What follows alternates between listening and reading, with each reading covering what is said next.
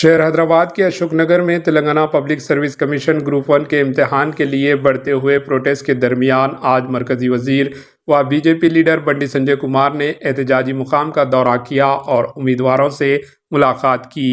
امیدواروں نے اشوک نگر میں احتجاج درج کروایا جو شہر میں سول سروسز و دیگر امتحانات کے کوچنگ اداروں کا مرکز ہے۔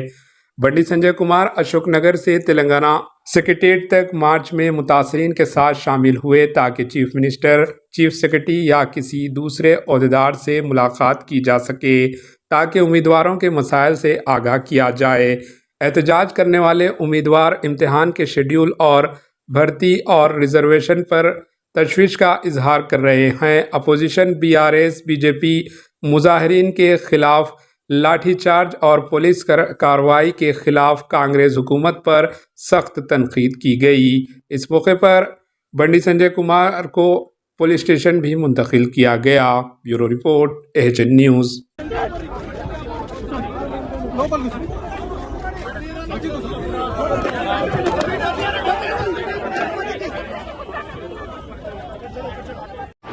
AHN نیوز کو لائک کریں، شیئر کریں اور سبسکرائب کرنا نہ بھولیں۔